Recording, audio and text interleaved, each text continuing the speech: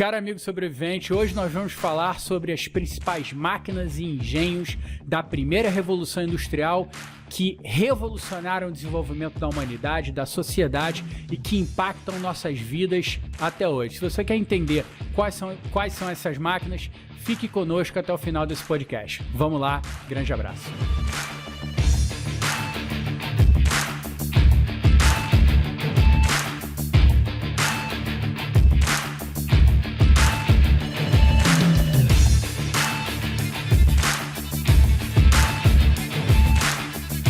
Fala, sobrevivente. Fala, meu xodado. Tudo tranquilo? Fala, sobrevivente. Fala, Filipão. Tudo tranquilo? Mais uma semana que sobrevivemos e seguimos na luta. Vamos para mais um podcast. Vamos em frente. Esse podcast vai ser legal, porque a ideia é falar um pouco da primeira Revolução Industrial. A gente falamos um pouquinho sobre a quarta Revolução Industrial no podcast passado. Se você não assistiu, vai estar aqui em cima aí o link pro vídeo, mas não vê agora não, espera esse vídeo, vai para depois. E algumas pessoas perguntaram o que é esse negócio de revolução industrial, no que ela afeta a minha vida. Então a gente resolveu falar das principais invenções que alteraram o rumo da humanidade, que ocasionaram a primeira revolução industrial. Uma coisa importante de destacar é que a revolução industrial ela não é coisa de um país, ela não é uma coisa da Inglaterra, dos Estados Unidos ou de quem quer que seja. Ela é uma coisa global, ela aconteceu por uma necessidade da humanidade. E ela se caracteriza como revolução industrial toda vez que a humanidade muda a sua forma de interagir com o seu meio, consigo mesmo, para um patamar diferente. Então, a revolução industrial ela também não é uma coisa que foi imposta por um governo, por um sistema ou por qualquer coisa acima do povo. Ela surgiu de uma necessidade do povo, foi compreendida essa necessidade pela indústria, olha o Lean aí, né? E a indústria, a fim de atender essa necessidade do demandante do povo, ela gerou uma revolução, ela se aprimorou, ela se automatizou, ocasionando uma revolução industrial. Mais ou menos isso, né, meu estado? Perfeitamente, Filipão. Quer dizer, toda vez que a gente busca por algum tipo de solução, por algum tipo de desenvolvimento, essa busca é impulsionada pelos nossos problemas mundanos, do nosso dia a dia, dentro da nossa microescala. Então é impossível você ter um escritório em cima, top-down, dizendo onde é que as revoluções têm que acontecer, onde é que as invenções têm que ser desenvolvidas, as ideias têm que ser descobertas para se resolver problemas. Não, a coisa é absolutamente top-down. A gente está ali no dia a dia, de frente para os problemas, e a partir do momento que você está exposto a problemas, aí sim você tem os insights e as ideias para evoluir, tá certo?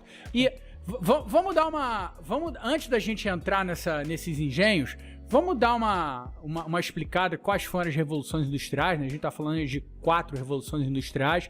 Vamos falar aqui da primeira revolução industrial, que foi de 1760 a 1860. Portanto, século XVIII até o século XIX. Depois que foi basicamente uma revolução industrial voltada a máquina a vapor, a desenvolvimento de equipamentos mecânicos, de dispositivos, aos primórdios da automação e também aos motores, né? Principalmente impulsionados pela queima de carvão, pela máquina a vapor, etc. A segunda revolução industrial, a partir de 1860 até 1914, foi a revolução da energia, onde a gente está falando de motores elétricos e sistemas derivados, quer dizer, sistemas elétricos e tudo mais. E a partir de 1914, os historiadores chamam a terceira revolução industrial de revolução pós-industrial. Esse é um termo um pouco questionável, porque a indústria continuou bombando, se desenvolvendo, e atualmente a gente fala aí na quarta revolução industrial, de tecnologias absolutamente disruptivas, inteligência artificial e tudo mais. Então, esse é o contexto das revoluções industriais, mas agora a gente volta lá para a primeira revolução industrial e estuda as principais máquinas e dispositivos e equipamentos que foram desenvolvidos que, sem dúvida nenhuma, revolucionaram completamente o desenvolvimento da humanidade e trouxeram prosperidade. Não, e muito bem colocado. E a gente gostaria de fazer uma homenagem especial a uma invenção que pouco é falado na bibliografia, onde você procura artigos, que é o relógio. Porque o que aconteceu? A partir do momento que começaram a surgir indústrias para suprir necessidades, principalmente de vestiário e de mineração, para pegar o carvão, o povo começou a exigir um aumento de roupas. Então, você começou a ter indústrias, sistemas de controle. E como que era o pagamento? Não era mais o sistema escravocrata, era um sistema remunerável. E como que funcionava? Pagava-se por hora. Então, começou a surgir o questionamento do operador e falou o seguinte, calma aí, você está falando que eu trabalhei 3 horas, trabalhei 4 horas, como que eu acompanho isso? Pô, eu entrei de manhã, saí de noite, que esquema é esse de 3, 4 horas, 5 horas? Então começou a ver a necessidade da popularização do relógio. Com a popularização do relógio, todo o sistema começou a rodar. E aí, nesse momento, também surgiram os primeiros encarregados de produção, supervisores de produção, que eram os funcionários mais sêniores, que eram responsáveis em acompanhar o desempenho da produção. E começou-se a pensar em como aprimorar essa produção. Então, o relógio ele foi fundamental para suportar toda essa revolução industrial, porque sem o relógio não teria controle de ponto, que a gente chamou de controle de ponto, e infelizmente não teria nenhum processo desenvolvido, porque ninguém teria certeza de que estaria sendo remunerado corretamente. E aí a gente já percebe a primeira consequência da Revolução Industrial. O tempo se torna um ativo valioso. Perfeito. Então ele tem que ser medido, ele tem que ser controlado. E aí houve uma explosão de necessidade de relógio. Esse é um exemplo tão simples, mas tão importante, tão impactante, que ele revela claramente que o tempo passou a ser um ativo fundamental. Você tem que fazer mais, produzir mais, tentar automatizar o máximo possível num curto espaço de tempo. Porque tempo passou a ser dinheiro, passou a ser valor. Exatamente. E tem o primeiro case de sucesso de gestão. Porque quem dominava a fabricação dos relógios na época era a Inglaterra. Mas a Suíça, quando começou a desenvolver seu modelo de fabricação em massa de relógio, ele utilizou um sistema muito mais limpo, organizado e enxuto. Então ele acabou tomando conta do mercado mundial naquele momento, principalmente do oeste europeu, né? Exatamente. E aí a gente já começa a perceber a importância da competição, dos processos concorrenciais, né? Ou seja, na primeira invenção que a gente vai falar, né, que vai ser o tear, que foi uma grande revolução, o tear de Jacquard, ou de Jacquard, foi uma invenção de um francês para fazer frente à indústria têxtil inglesa. Então, exatamente. A Revolução Industrial introduz paralelamente o conceito de uma competitividade cada vez mais agressiva, mais aguerrida e que gera um benefício fundamental, que é a melhoria da qualidade dos produtos, produtividade e, no final, acesso mais fácil do consumidor final aos produtos que passaram a ser progressivamente com maior qualidade e mais baratos. Não, e isso é legal. E você vê que como a indústria já estava ficando uma coisa pungente, já era uma coisa do mercado mundial da época, né, principalmente do oeste europeu, Ásia, que essa invenção foi mostrada em 1801 na Exposição Industrial de Paris. Ou seja, já existia uma exposição industrial onde pessoas iam conversar sobre o assunto. E o grande pulo do gato, fazendo um histórico, é que como é que era a máquina de tear antigamente? Ela era exatamente movida por um operador na frente e crianças atrás. Por que crianças atrás? Porque era necessário ter dedos bem finos e delicados para fazer o trabalho de passagem de fios, para poder formar o desenho que você queria no tecido, na roupa, né? Era um entrelaçamento de fios absolutamente manual. E aí fica fácil imaginar que quanto mais complexo é esse entrelaçamento de fios, maior é a dificuldade de você ter uma produção em massa, em alta escala e padronizada. Porque como esse entrelaçamento era feito na mão, acontecia erros o tempo todo. E mais, né? O artesão habilidoso, né, junto com essas crianças que eram os assistentes, eles que eram basicamente os únicos profissionais que conseguiam trabalhar nesse mercado. Então, a partir do momento que você tem uma restrição de mão de obra e não consegue padronizar o teu processo para ter produtos em grande escala, ora, se você não atinge grande escala, qual que é a consequência desse negócio? é você, primeiro, ter poucos produtos, segundo, não conseguir baratear, e isso faz com que somente pessoas com alto poder aquisitivo que vão ter acesso a esse produto, ou seja, você não vira um produto de massa. E como é que você faz, como é que você dá escalabilidade a esse negócio? Por meio da automação. Por isso que esse tear de Jacquard, ele é importante dizer que desde lá antes do Império Romano já se falava em teares, né? Novamente, é o conceito de serendipity, ele não se aplica aqui a máquinas, não é aquela descoberta que o cara fez um eureka e apareceu a máquina pronta, não. A máquina é feita um protótipo, depois vem um outro engenheiro, um outro cientista, enfim, inventor, e vai aprimorando paulatinamente, ano após ano, década após década, até que um determinado upgrade, ele gera ali aquele salto de competitividade de tecnologia que vira um divisor de águas. Então, o tear de Jacquard foi justamente isso, porque Jacquard, ele criou o conceito dos cartões perfurados, que substituía lá o menino fazendo lá o encaminhamento dos fios para fazer um entrelaçamento natural. Por meio dos cartões perfurados, esse entrelaçamento passou a ser automatizado. Ou seja, o tear de Jacquard, ele é muito importante para a Revolução Industrial, porque foi a primeira tentativa bem sucedida de automação industrial. E aí a gente já começa a falar em grande escala, que revoluciona tudo. Exatamente. Você falou um ponto muito bom. Na Bíblia, você vê Paulo lá no meio do deserto, ele já estava fazendo esse tipo de trabalho manual. Sim.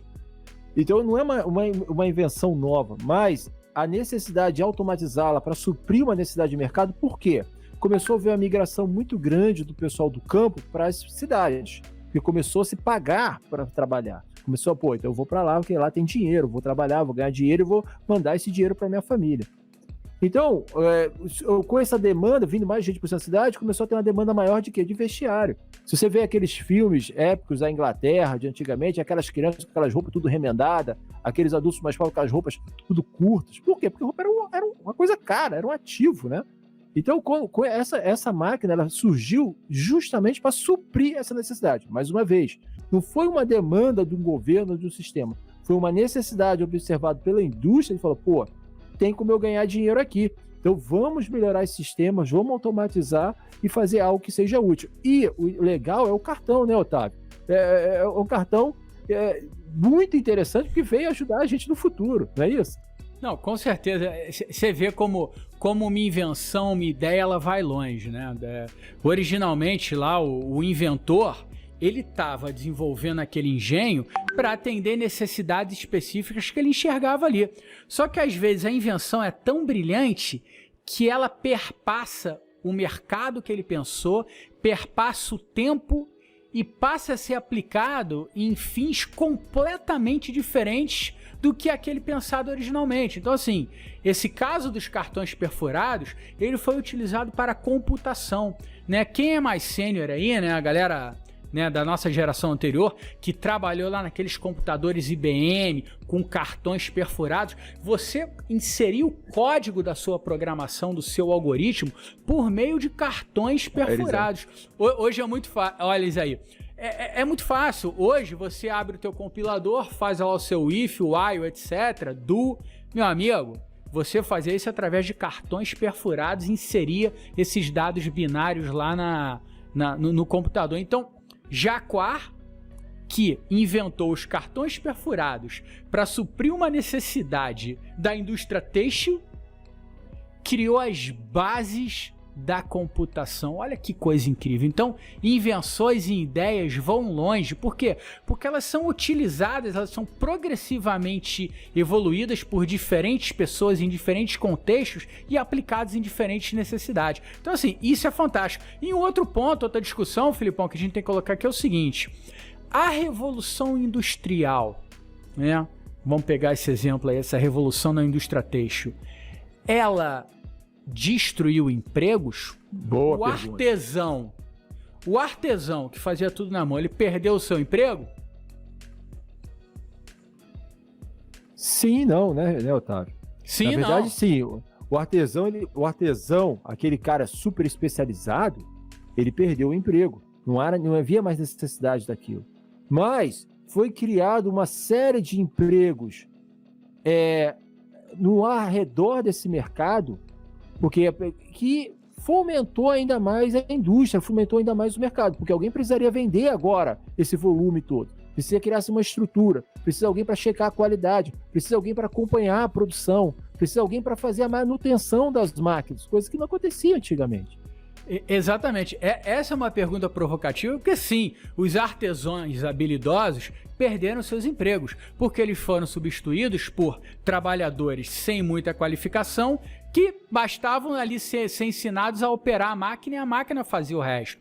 Quando você dá um zoom in e olha assim, pô, caramba, isso é assustador, né? Estamos destruindo uma mão de obra qualificada, mas se você botar um pouco mais de visão sistêmica e avaliar o impacto desse negócio na cadeia produtiva, é um resultado fantástico. A indústria têxtil se popularizou, pessoas que não tinham poder aquisitivo para comprar produtos têxteis passaram a comprar, então novos mercados foram criados, expandidos, e aí, enquanto você tinha 10 artesãos trabalhando, você passou a ter 3 mil, 4 mil, 5 mil trabalhadores na indústria têxtil, porque a indústria têxtil como um todo se expandiu absurdamente para poder atender esses novos mercados que foram abertos justamente pela queda vertiginosa dos custos e pelo aumento de produtividade ocasionado pela automação, pela revolução industrial. Então, a revolução industrial, na verdade,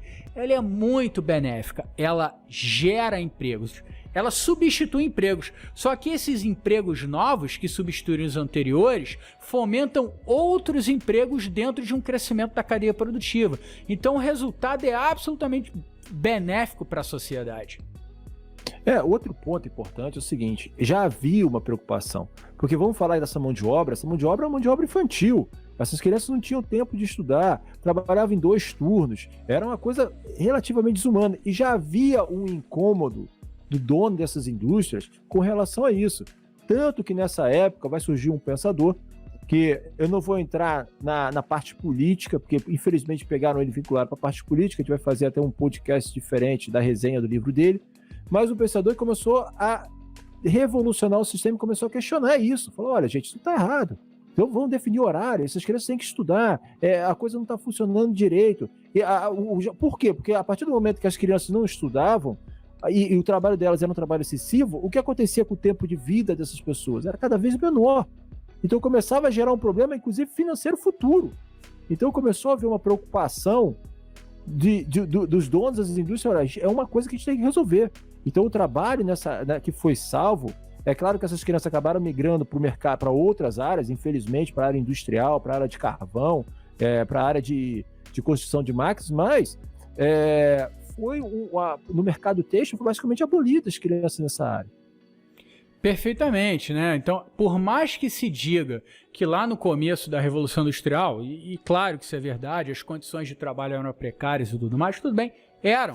Mas foi o primeiro passo, já foi uma evolução. Exatamente. Lembre, cara, a pessoa não tinha emprego, a pessoa estava ali quase numa atividade feudal, manual, e ela passou a ter um emprego. Em condições ruins, sim, mas foi o primeiro passo. À medida que o tempo passou, à medida que a Revolução Industrial foi se desenvolvendo, as condições de trabalho foram melhorando gradativamente até os tempos atuais. Tudo é melhoria contínua. Tá certo? Então, assim, ela startou esse negócio, ela criou um emprego em massa, e aí a coisa foi evoluindo. Foi evoluindo. A sociedade, ela não dá pulos, né? Assim como a sua carreira, assim como a sua empresa, ela não vai dar um pulo, ela dá passos. Né? Então, lembra que o sistema anterior era o sistema de escravo. Então, começou a ser o sistema assalariado. Então, é claro que foi um caos, porque ninguém sabia como reagir àquilo. A mentalidade ainda era muito tosca. Mas foi um processo que foi evoluindo. Agora, o grande problema que surgiu, e isso vai dar um gancho para a gente para a próxima invenção, né, Otávio, é o seguinte: como é que eu consigo criar essas máquinas em escala? Porque a madeira, você está vendo aí no vídeo, é um material frágil. Isso aí não deve ter um tempo de vida útil muito longo. Então começou a ter essa preocupação de, cara, como que a gente consegue criar máquinas mais robustas, máquinas que têm uma durabilidade maior, uma manutenção mais longa? e aí começa a surgir a necessidade do torno, que é a nossa próxima máquina, não é isso, Mestre Otávio? O nosso torno mecânico de Roberts. Olha ele aí. Olha ele aí. Né? E muita gente não fala dessa invenção, né? De fato, é uma invenção um pouco ignorada, mas que sem o torno mecânico, a Revolução Industrial não teria dado a sua evolução, não teria continuado evoluindo, porque o torno mecânico viabilizou tudo. Pessoal, vamos entender como que eram as coisas, quais eram as ferramentas antes do torno mecânico. Lima, martelo e cinzel. O que você vai fazer com lima, martelo e cinzel? Você já tinha o seu limite. Como é que você vai construir peças de precisão? O parafuso. O parafuso, a mecânica fina, a mecânica de precisão. Parafuso é uma coisa que a gente vê todo dia e ignora. Vocês já olharam para um fio de um parafuso? É uma obra de arte da mecânica de precisão. Como é que você vai fazer um parafuso em aço com um martelo e um cinzel? Você não faz. Então, o torno mecânico revolucionou a indústria, porque com ele nós conseguimos fabricar instrumentos e ferramentas mais complexas e a construir máquinas mais complexas. Sem o torno mecânico e seus derivados tecnológicos, outras máquinas não seriam possíveis. Como é que você vai pegar um tear de jaguar, né, e modificar, fazer um tear em aço, etc., mais resistente, com maior velocidade, com mais durabilidade, sem o torno mecânico? Então, o torno mecânico realmente é uma ferramenta fantástica que, sem ela, a indústria de hoje em dia simplesmente não existiria. Não, e é perfeito. E mais uma vez, não é uma invenção nova. O cara não criou o torno. Porque se você for ver, no século XV, com Leonardo da Vinci, tem um papel dele que tem 3 máquinas, uma delas era o torno. Era um torno que era basicamente um pedal e uma roda, que era o famoso, depois veio o torno difuso, que era um torno que trabalhava com uma pessoa girando essa roda e outra pessoa manipulando a madeira para desenhar, mas eram tornos voltados para utensílios domésticos em geral, trabalho com madeira. O de Jacquard, principalmente, ele começou a dar habilidade de você poder trabalhar com metal. E o mais importante é o rosqueamento padrão. Quando você começou a ter o rosqueamento padrão, você conseguiu criar peças idênticas, em sequência. Porque como funcionava antigamente? A peça que você fazia no torno, ela era única. Então você só conseguia fazer uma máquina. Opa, beleza, a máquina funcionou. Agora eu quero comprar 10. Não posso. Porque cada máquina vai ser diferente uma da outra. Então não vai ter a mesma precisão. O torno, ele possibilitou a repetibilidade de peças. Com isso, a repetibilidade de produção em massa das máquinas. Então o torno, sem o torno, nada disso. A gente tem vários torneiros mecânicos assistindo a gente aí, tem orgulho da sua profissão, porque esse equipamento, ele é a base de toda a evolução da humanidade quando se fala em revolução industrial. Exatamente, quer dizer, hoje nós dependemos absurdamente de máquinas complexas, e as máquinas complexas não existiriam sem torno. E não precisa nem ir tão longe, não. A gente pode falar no próprio contexto da primeira Revolução Industrial. A máquina a vapor, a locomotiva, os navios movidos a vapor. Tudo isso não seria possível sem a fabricação de peças de precisão para o desenvolvimento dos motores e das ferramentas mais sofisticadas da época. Então, realmente o torno mecânico de Roberts está ali como as primeiras invenções mais importantes, ou vamos lá, não invenção, mas o primeiro salto de desenvolvimento tecnológico que realmente viabilizaram a continuidade da Revolução Industrial. Não, em consequência. E daí começaram a surgir outras necessidades. Por quê? Isso era coisa de um país. Outros países começaram a ver aquilo, porque eles tinham a mesma demanda, começaram a exigir. E como fazer essa logística, Otávio? Como a cavalo? Entendeu? Porque era o meio de transporte da época. A informação não chegava. Então começou a ter a primeira preocupação de agilizar esse processo, certo? Exatamente. Por mais que houvesse torno mecânico, que houvesse lá o tear de Jacquard e etc., a gente precisava de uma propulsão de trabalho mecânico para colocar essas máquinas em operação. Porque antes era tudo manual, era o carinha lá girando a manivela, apertando o pedalzinho, e aí com o advento da máquina a vapor, todas essas máquinas que já estavam dentro de uma linha de automação, né, deram um novo salto, porque na verdade o motor que impulsionava essas máquinas era um motor a vapor, né? Então isso nos remete à nossa próxima invenção, a máquina a vapor de James Watt. Pessoal, novamente, máquina a vapor, a primeira máquina a vapor, remete lá também a milhares de anos atrás, né? Antes, na época do Império Romano, etc. Do Egito, né? No Egito, né? Porque o cara lá pegou, aqueceu a água, né? E tinha uma saída de vapor, e aí esse vapor que saía do aquecimento desse recipiente, ele girava, né, a rodinha lá. Então, quer dizer, esse conceito de você usar vapor como propulsão mecânica já existe há muito tempo. E, novamente, a coisa foi sendo evoluída, até que James Watt, e aí todo mundo conhece o Watt, que é a unidade de potência básica adotada no mundo, James Watt fez o grande desenvolvimento da máquina a vapor. Mas, pessoal, o que é uma máquina a vapor, né? A máquina a vapor é basicamente um vaso de pressão, onde você aquece a água vaporiza, esse é um recipiente fechado, e aí a pressão vai aumentando cada vez mais. Que é diferente quando a gente está cozinhando lá o nosso ovo numa panela, num recipiente aberto. Quando você aquece a água, ela bate 100 graus, começa a vaporizar até numa pressão constante, que é a pressão atmosférica. A partir do momento que você fecha, o meu microfone caiu, vamos lá. Tô empolgado. A partir do momento, que esse tema é legal. É isso aí.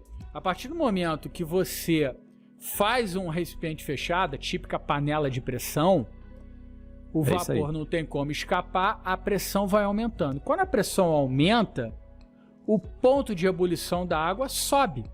Porque o ponto de ebulição da água só é constante a 100 graus a pressão constante. Então, à medida que você vai injetando energia térmica nesse vaso de pressão, seja por queima de combustível, resistência elétrica, carvão, gás, não importa, esse par temperatura-pressão vai subindo cada vez mais sem parar, né?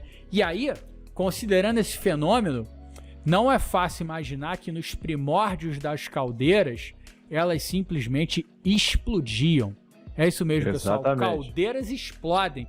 E uma explosão de uma caldeira mata pessoas, tá certo? Mesmo porque à medida que a temperatura vai subindo, as características mecânicas do material, elas vão se modificando. O material vai ficando mais fragilizado. E aí a caldeira explode, tá certo? Então, assim, por que eu tô contando essa história? Porque a máquina a vapor, novamente, ela foi sofrendo melhorias contínuas à medida que você ganhava conhecimento em relação a ligas metálicas, a metalurgia, a ciclo termodinâmico. Então, né, inventores foram fazendo melhorias progressivas até que chegou James Watt, que fez um negócio fantástico, né? Porque assim, você esquenta o recipiente, gera o vapor de alta pressão. Quando você libera esse vapor, ele empurra o pistão. Olha que legal, gente. A gente está transformando. A gente pega um combustível que é energia química, aquece a água, ela vaporiza, transforma em energia de pressão. A gente alivia esse vapor e transforma essa energia de pressão em energia cinética, movimentando o pistão. Então a gente tem diversos fenômenos de transformação de energia. Só que aí para o pistão voltar, o pessoal tinha que resfriar o pistão, né, para a pressão diminuir, e você gastava muito combustível. Isso era um ciclo termodinâmico muito pouco eficiente. E aí o que James Watt fez? Criou o condensador. Ele pega esse vapor exausto, leva no condensador, passa água, condensa esse vapor e volta para reaquecê-lo num ciclo fechado. Essa foi a grande sacada de James Watt, que revolucionou a máquina a vapor. Revolucionou totalmente. O consumo de combustível caiu muito, porque a eficiência do ciclo termodinâmico aumentou demais, e aí essa máquina a vapor viabilizou toda a cadeia produtiva novamente, né? Quer dizer, todos os equipamentos que antes eram ou por propulsão manual, ou por propulsão lá eólica, daqueles moinhos, etc., o pessoal passou a acoplar máquinas a vapor que foram viabilizadas por conta também do torno mecânico, tá certo? Exatamente. E aí isso deu um novo salto na Revolução Industrial. E o legal é o seguinte, ele também foi um dos pioneiros na ideia da válvula de alívio de pressão, que é aquele pininho que você tem em cima da panela de pressão. Quando a pressão começa a estar muito alta, o sistema está gerando, aquele pininho pula e o ar sai, mas ela continua mantendo aquela pressão desejada lá dentro. E agora, olha só que interessante, como uma coisa vai puxando a outra, é por isso que a gente fala que a Revolução Industrial é algo global, né? A gente tinha a máquina de terra lá na França, a coisa foi a necessidade porque as pessoas começaram a migrar para a cidade, começou a ter a necessidade de consumo de roupa. Começaram a se fabricar muitas máquinas de tear.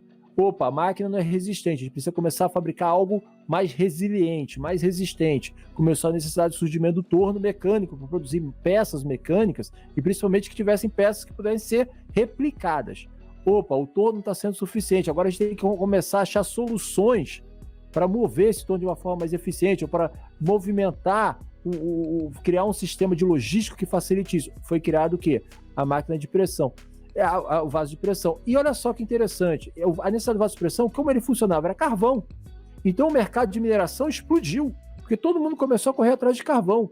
E com o mercado de carvão, não se tirava só carvão, você começou a tirar minério de ferro. Então você começou, para construir as suas máquinas, você precisava de ferro. Então começou o processo de utilização do ferro gusa. Olha o volume de emprego que se gerou por um emprego que foi teoricamente substituído lá no começo. Olha como a humanidade andou, uma necessidade vai puxando a outra, uma necessidade vai puxando a outra e a coisa vai acontecendo.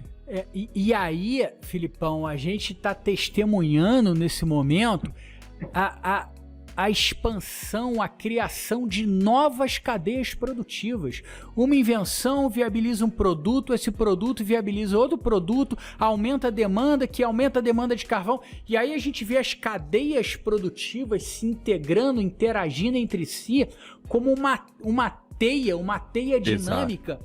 Isso vai crescendo cada vez mais, gerando mais emprego, gerando mais bem-estar e mais prosperidade. Não há dúvida alguma. Se a humanidade goza hoje de boa prosperidade, de conforto, e pessoal, a gente sabe que ainda há muitas mazelas no mundo hoje em dia, há muitos desafios a serem superados, mas é inegável que quando a gente volta lá para o século XVIII e compara a qualidade de vida do século XVIII com a qualidade de vida dos tempos atuais, a humanidade progrediu demais. E esse progresso se deve, em grande parte, à Revolução Industrial, à expansão das cadeias produtivas. Isso realmente é quase milagroso. É só ver o tempo de vida das pessoas, né? Como que aumentou, quantos anos uma pessoa vivia no século XV ou no século XVII, XVIII, e quantos anos uma pessoa vive hoje. É um pulo muito grande. E dando um gancho nesse assunto, agora, beleza, começaram a fabricar as máquinas, começou o processo de mineração, começou a transportar, porque as minas, em geral, se você for ver aí no Brasil, elas não ficam do lado da metrópole onde tem as indústrias. Elas geralmente ficam distantes. Como fazer o transporte desse material? Começou a se tornar um problema logístico. Começou a ter a primeira ideia de conceito de supply chain, né? Como é que eu vou mover essa cadeia de suprimento para fazer uma coisa acontecer? E aí começou-se a ter a necessidade da criação da locomotiva. E aí que surge uma competição em Londres, não é isso, Otávio? Que surge a locomotiva Rocket, que foi desenvolvida por Stephenson, né? Então, olha lá aí, locomotiva Rocket de Stephenson. E era o seguinte, isso era para o trecho entre Manchester e Liverpool. Para a gente entender esse trecho entre Manchester e Liverpool, é como se fosse hoje a ponte aérea Nova York e Londres, em termos de demanda, tá? Então, assim, foi feito esse concurso, Stephenson, ele desenvolveu essa locomotiva com esse tipo de tecnologia, né? Utilizando como base uma máquina a vapor, e isso revolucionou o transporte de carga e de pessoas no mundo. Pessoal, vamos fazer um exercício mental aqui. Imagine que você é um mercador, você é um comerciante, você quer vender o seu produto, você precisa comprar matérias-primas. Como é que você vai ter acesso à matéria-prima do outro lado do país, numa outra cidade, num outro estado? Olha o tempo que você demoraria para receber essa matéria-prima, para fabricá-la, para vender, capilaridade. Então, a partir do momento em que a locomotiva é criada e as linhas férreas começam a se expandir, isso conectou as cadeias produtivas de uma maneira tão dinâmica e jamais imaginada. A gente fala em cadeias produtivas e mercantis desde lá das expansões marítimo-comerciais, lá de Portugal, Vasco da Gama, encontrando os caminhos para as Índias, etc. Mas quando a gente cria a locomotiva e essa teia ferroviária, foi uma expansão espetacular, né? Então a gente pode até invocar o exemplo lá de Cornelius Vanderbilt, o magnata das ferrovias nos Estados Unidos. Ele conectou o oeste com o leste, cidades. Uma das grandes razões da explosão econômica e industrial dos Estados Unidos foi um investimento pesadíssimo em ferrovias. E ele foi feito pelo Estado? Foi feito por empreendedores com capital próprio, com capital de outros investidores, de bancos, etc.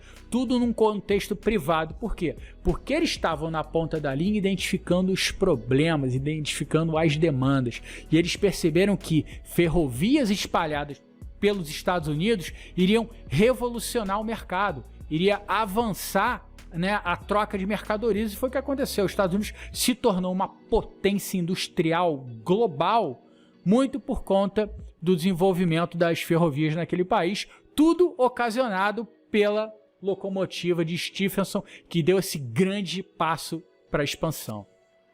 A logística é fundamental, porque os espaços diminuíram. Antigamente você mandava uma carta, ela demorava meses. O cara pegava um cavalo e, se sobrevivesse, ele chegava na outra cidade. Com a locomotiva isso diminuiu bastante. Então, a troca de informações melhorou, o que possibilitou aumento de invenções e troca de desenvolvimento conjunto entre países. A logística entre pessoas melhorou. Aquela ideia de trazer o pessoal do campo para a cidade, para atrair mão de obra, para você poder tocar o processo e movimentar o mercado, ele foi facilitado. Então foi uma invenção que aproximou o mundo, aproximou os estados de um país e, por consequência, os países. Eles começaram a ter uma interação muito maior devido a essa dinâmica possibilitada pela locomotiva. Exatamente. E eu te dou um exemplo de um negócio absolutamente positivamente impactado pelas ferrovias, que foram lá os negócios de Rockefeller, né? Rockefeller tinha lá a Standard Oil, né? Porque na época não tinha energia elétrica, então o pessoal utilizava querosene para iluminação e etc. E o querosene não tinha padronização, não tinha nada. Então, o primeiro transporte de querosene nos Estados Unidos, ele se deu através das locomotivas das ferrovias de Cornelius Vanderbilt. Então, Rockefeller, por meio dessas novas vias férreas, ele mandava querosene para os Estados Unidos inteiro. Então, assim, isso é um exemplo de como uma indústria cresceu muito por conta de outra indústria. Novamente, são exemplos de cadeias produtivas interagindo entre si. Realmente fantástico. E isso é uma coisa importante. Mais uma vez, a necessidade veio do povo, a indústria, para atender essa necessidade, começou a forçar e gerou inovações tecnológicas para que isso acontecesse. É por isso que vem aquela ideia que o poder demanda do povo, da necessidade do povo. E não, mais uma vez, ela aconteceu porque foi uma necessidade de baixo para cima, e não algo imposto de cima para baixo. E isso é aplicável na sua vida, na sua fábrica. Eu quero revolucionar a fábrica, eu tenho uma ideia milagrosa. Cara, se você não motivar a sua equipe a gerar essas ideias, porque eles estão no front, eles entendem a necessidade real do que está acontecendo. Aí você tem o Kaizen, que vai estar, a gente falou aí, tem a teoria das janelas quebradas, tem uma série de outras ações, vão estar na descrição desse vídeo aqui, se você perdeu o podcast passado, que vão te auxiliar a esse desenvolvimento. Mas ela não dá saltos, elas são passo a passo. Exatamente, você lembrou bem, né, trazendo isso para o nosso contexto atual, dentro das nossas empresas, é o conceito de estratégias emergentes, né? A gente está acostumado. Exatamente. Temos aqui o nosso planejamento estratégico, vamos levar a empresa para esse caminho, numa visão de 10, de 15 anos, temos a nossa estratégia. Aí quando você começa a aplicar essa estratégia, você tem que desenvolver mecanismos empresariais que você possa identificar no momento em que você está aplicando as estratégias, quais são os problemas encontrados e o pessoal que está lá na mão na massa no nível operacional entender as limitações da estratégia e ele retroalimentar a estratégia com novos feedbacks. Isso se chama estratégias emergentes. Você traça uma estratégia, depois vê como essa estratégia está indo e coleta feedback de quem está executando lá na ponta da estratégia e vai modificando a estratégia. Por quê? É o reconhecimento da importância dessa abordagem bottom-up. Só quem está lá na ponta vivendo os problemas vai realmente entender quais são as reais necessidades. Então, depois pesquisem aí. Existe um livro chamado Safari de Estratégia, onde fala de diversos tipos de estratégias empresariais e ele fala dessas estratégias emergentes, né? Então, esse daria até um bom podcast. Daria um bom podcast, né? Então, empresas que sabem aplicar estratégias emergentes, realmente elas atingem resultados melhores. Então, é exatamente isso. Esse conjunto de ações mudaram todo. Uma sociedade rural, no começo era rural, com base de escravos, ela começou a se tornar uma sociedade mais urbana, assalariada, vamos dizer assim, certo? E com isso começaram a surgir todos os problemas, vão surgir os grandes pensadores, aí vão surgir as ideias políticas, porque o político, nada mais nada menos, ele tenta entender qual é a necessidade do povo para angariar voto, para dizer que vai defender aquele objetivo. Mas é a necessidade do povo. Então, foque, é o que a gente sempre fala aqui, o nosso podcast não é político por causa disso, porque não agrega no que a gente vem discutindo. É gestão pura, a gestão, entender a necessidade do seu cliente, saber quanto que ele paga por isso e unir o seu time em prol a esse objetivo é o pulo do gato. Porque é o que vai levar você a crescer. Exato, você falou bem, a política como conceito é algo interessante, por quê?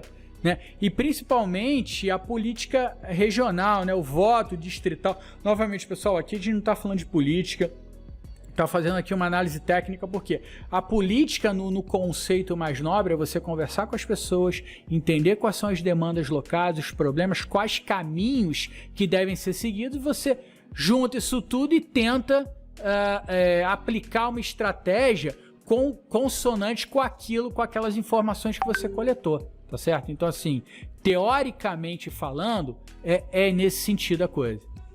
E aí vem o nosso questionamento, que vai ser o nosso último podcast com relação às revoluções industriais. Quando a gente fala da quarta, a gente vai dar um ganchinho agora. A minha visão, especialmente, é que, Felipe, a quarta revolução industrial, então, ela já está acontecendo, a gente está atrasado, o Brasil está atrasado. Sim e não. Essa revolução industrial ela veio mais de uma análise de mercado da Alemanha.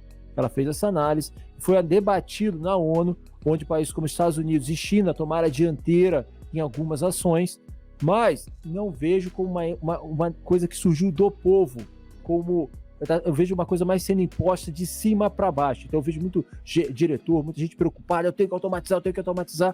E hoje, se você fizer uma análise, e essa é a minha previsão aí para o futuro, todo mundo fala que não, o mundo vai estar na mão dos Estados Unidos, não, o mundo vai estar na mão da China. Eu, sendo bem sincero, quem vai estar à frente disso tudo, para mim, é o Japão e a Coreia do Sul, que Concordo. Hoje já vem ganhando licitações da China, dos Estados Unidos, da Alemanha, por muito. E é uma coisa questionável, porque todo mundo que pensa, não, eu vou mudar minha fábrica para a China porque a mão de obra é barata, teoricamente está pensando como primeira revolução industrial. O Japão tem uma mão de obra cara, altamente especializada e está produzindo mais barato. A Coreia do Sul, na mesma batida. Então, eles, para mim, vão trazer para o mundo a verdadeira quarta revolução industrial. Esse é um ganchinho aí para a gente, mas é mais ou menos por aí, né, Otávio? A forma como o povo está engajado pela educação que foi dada a eles. Pô, perfeito, Filipão. Eu queria fazer mais 2 observações sobre Coreia do Sul e Japão. São países que não tem recursos naturais, que tem o território limitado. O Japão é totalmente lotado, com alta densidade demográfica, não consegue mais desenvolver agricultura, não consegue, não tem minério de ferro, não tem nada. Então, olha como um problema, uma necessidade, ele fomenta soluções. O Japão falou, caramba, eu não tenho nada, não tenho recursos naturais, então eu vou ter que comprar de outro país e ter a capacidade de agregar valor a esses insumos que eu não tenho para poder sobreviver. E aí ele virou essa potência tecnológica. A Coreia do Sul é a mesma coisa. Você vê o sistema educacional da Coreia do Sul, o que a Coreia do Sul fez a partir dos anos 70, o plano educacional, as crianças estudando física, matemática, programação, algoritmos, o que um coreano hoje estuda, o que um japonês hoje estuda, é um negócio incrível. Então, educação, tecnologia, toda essa preparação é fundamental. Eu sei que é muito etéreo, é muito vago dizer, temos que melhorar a educação. Isso todo mundo concorda. Mas como melhorar a educação? Qual foco deve ser dado à educação? Coreia do Sul e Japão sabem dar foco à educação e hoje eles já colhem os frutos claramente. Você vê que o PIB da Coreia do Sul vem aumentando cada vez mais, produtos que estão no mundo inteiro fabricados na Coreia do Sul, grandes marcas da Coreia do Sul dominando os mercados mundiais. Tudo isso fruto de um projeto de educação, de preparação do seu povo.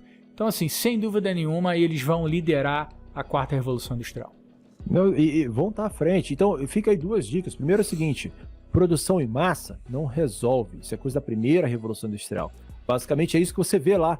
Fábricas abarrotadas de pessoas. Aquele filme lá do Charlie Chaplin, que nem um maluco apertando parafuso, especialista de parafuso, era aquela loucura. Isso não existe mais, não é solução. É um atalho que você está procurando para tentar maximizar seus resultados. Reduzir tamanho de produto, botar menos quantidade, cobrar o mesmo preço. São atalhos, são mentiras. Não vão resolver o seu problema a longo prazo. E outra coisa que é fundamental, que a gente alerta aqui, é a parte de programação. Eu vejo a programação não mais como uma coisa extra no currículo. Eu acredito que a programação em 2, 3 anos, ela vai ser algo como o Word e Excel, ou PowerPoint, ou você saber mexer no WhatsApp. Vai ter que ser uma coisa banal para qualquer país. E não importa se é um país com base agrária ou industrial. Vão ser ferramentas, porque na base agrária você vai precisar automatizar suas máquinas para poder colher mais e suprir mais. Então a automatização, ela existe, de fato está chegando. Hoje você consegue cursos de automatização. Aqui nos Estados Unidos, em especial, nas escolas públicas aqui, já é dado como matéria a parte de programação. Você tem até a parte de robótica como eletiva, para o que seria aí, o que eles falam de elementar aqui, que seria essa parte do primário daqui, né? E vai até o que seria o segundo grau. Então, vem acontecendo, tem diversos cursos. Filho, mas isso é muito caro. Hoje, com o YouTube, meu amigo, nada é caro. Tem diversas pessoas aí ensinando pelo YouTube e muito bem a você aprender a programar. Não é só você correr atrás, é parar de perder tempo com coisas que não agregam e começar a focar. É aquilo que a gente estava falando, fazer sua listinha do to-do list, né? O que eu tenho que fazer no dia, o que eu preciso fazer para melhorar, para evoluir a cada dia. Pessoal, aquela desculpa do não, eu não fiz informática, não fiz ciências da computação, não fiz engenharia da computação, então eu não sei programar. Galera, isso não funciona mais. Se você é engenheiro, se você é economista, se você é administrador e outras infinitas profissões, você precisa saber a programar, porque esse é um caminho sem volta. Deixa eu fazer um desafio aqui para você. A garotada obviamente domina isso, mas Python, já ouviu falar? Você sabe o que esses programas de código aberto são capazes? Com Python você faz algoritmos de inteligência artificial, você faz algoritmos de simulação matemática, você faz algoritmos voltados a processamento, a coleta e filtragem de dados, enfim. Todas essas ferramentas, elas são utilizadas em diversos produtos, em diversas profissões, porque você vai automatizando, você vai colocando cada vez lógica nas atividades. A atividade repetitiva, ela está perdendo valor, porque você simplesmente programa, aplica uma estratégia e acabou. Tá certo? Então, assim, você precisa... Toda vez que eu vou entrevistar um engenheiro júnior, eu pergunto, você sabe Python? Você sabe programação? Tem que saber. Tem que saber. Excel, Word, PowerPoint, gente, isso aí já passou, você tem que continuar sabendo, etc. Mas Python, uma programação, é igual saber ler e escrever. Igual saber ler e escrever. Igual, pô, você falar chinês hoje, falar inglês hoje, você nem pergunta. Você já pergunta, pô, qual é a sua terceira língua? Tá? Pessoal, novamente, eu sei que isso é distante da realidade de muita gente, do nosso país, etc. Mas isso é para onde o mundo tá indo. E o mundo é imparável. O mundo é imparável. E mais ou menos, cara. Acho que essa desculpa também não tô casando mais. Você tem uma programação chamada Scratch, que quem já jogou Roblox, viu seu filho aí mexendo no celular brincando de Roblox, Minecraft, são jogos feitos por crianças de 10 a 15 anos. Então todo mundo a gente fala, essa geração que tá vindo agora é uma geração fraca. Meu irmão, a geração bruta não é necessário mais. Essa geração, ela aprende com a facilidade que é absurda. Ele não precisa mais de força bruta, ele não precisa mais... Não, ele precisa de entender o relacionamento humano e desenvolver ferramentas para que esse relacionamento cresça e gere mercado para que você possa vender um produto. Então, essa geração já vem pronta para isso. Você vê crianças de 10 anos fazendo jogos em Roblox, em Minecraft, e esse tipo de programações que é uma programação teoricamente simples. Então, não há espaço para desculpa. Lembrando, desculpas são mentiras que você cria para se justificar, para se aliviar e dormir tranquilo, como dizia aquela música do Raul Seixas, né? Convença a parede dos quartos para dormir tranquilo. Né? E outra coisa, não tenho tempo. Não existe falta de tempo. Exatamente. Existe falta de prioridade. Se você não teve o tempo, você não priorizou aquela atividade. Então, realmente, essa molecada que está se formando agora, ela vem numa outra pegada, uma pegada tecnológica. Se você é mais de meia idade, assim, igual a gente, eu sei que tem que ter o esforço para se atualizar, mas estude, se mantenha atualizado, porque a gente está vendo essa disrupção tecnológica embaixo dos nossos olhos, embaixo dos nossos narizes, assim. Então, realmente, a gente tem que ficar ligado e tem que estar o tempo todo se atualizando, gente. As mudanças são cada vez mais rápidas e mais profundas, e estudar, se atualizar, é um exercício diário que tem que ser feito pelo resto da vida. Então essa geração que você chama de fraca, ela vai te atropelar sem dó. Muito. Vai passar voando. Gente, olha só, até a relação de emprego, eu conheço muita gente jovem que aprendeu programação no YouTube e que há excelentes cursos de programação no YouTube, excelentes, e que hoje ele presta serviço para empresas internacionais, empresas na Europa, empresas nos Estados Unidos. Ele trabalha em casa, tem o PJ dele, ele emite uma faturinha, recebe uma remessa de dólares do exterior para o Brasil, e ele trabalha na casa dele, no horário que ele quer, prestando serviços de programação para gringo, sem CLT, sem nada. As relações no trabalho estão mudando completamente por causa dessa disrupção tecnológica que a gente está vivendo pela quarta revolução industrial. Aquele emprego, CLT, trabalha 8 horas por dia, de segunda a sexta. Pessoal, isso vai acabar. Isso vai acabar.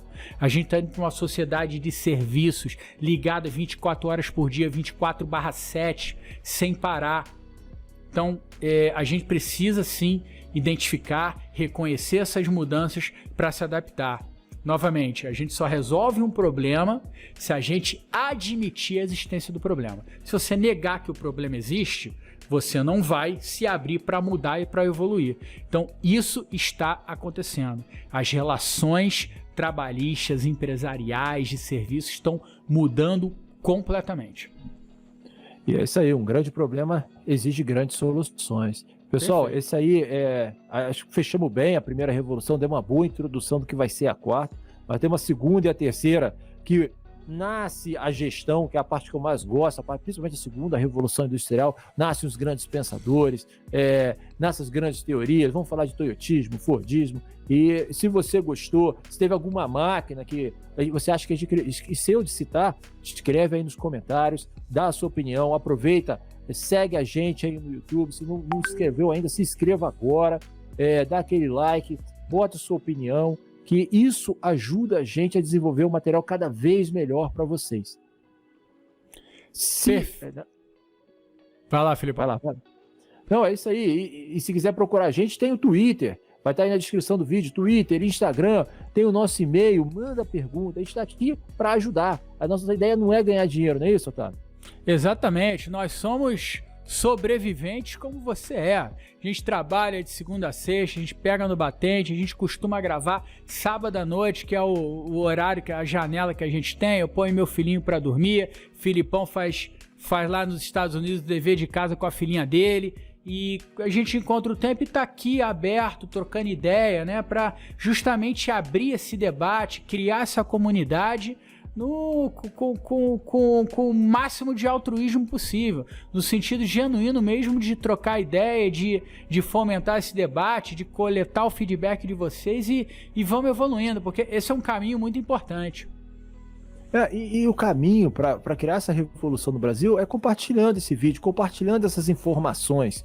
E por isso envie para os seus familiares, seus amigos, peça a opinião deles sobre esse assunto. Esse é um assunto que pode ajudar um profissional que está preocupado em algum lugar da sua família, um conhecido seu. Pô, eu vi esse vídeo aqui, dá uma olhada, ver se te ajuda em alguma coisa. E assim as coisas vão acontecendo e o país vai se transformando. É a ideia de nos ajudarmos, entendeu? Compartilhar notícia ruim é muito fácil, né? Compartilhar a piada. Agora, uma notícia que possa agregar, que possa dar valor, é essa notícia que hoje nós temos que nos conscientizar e começar a compartilhar. Perfeito. Então, hoje é mais um dia de comemoração, porque sobrevivemos a mais uma semana. E vamos tocar na vida. É isso aí. E agradecer, cara, fazer um agradecimento especial. Chegamos a 1000 visualizações. Sensacional. Em um mês. Olha isso. Um podcast que basicamente é a conversa entre dois amigos, dois sobreviventes. Gostaríamos de agradecer a todos vocês que deram seu like, assistiram o nosso vídeo, compartilharam. Os nossos assinantes, aí 59 assinantes. Estamos na nossa meta ainda de chegar a 1000, para que a gente possa sortear uma camisa aí do podcast. Por isso, voltamos ainda com o seu apoio, com a sua ajuda. Mas um beijo no coração de todos vocês, um agradecimento especial a todos vocês que têm participado, colocado seu comentário, compartilhado. Valeu mesmo, pessoal. É isso aí, pessoal. Grande abraço e nos vemos no próximo podcast. Beleza? Tamo junto. Até o próximo. Tamo junto. Grande abraço.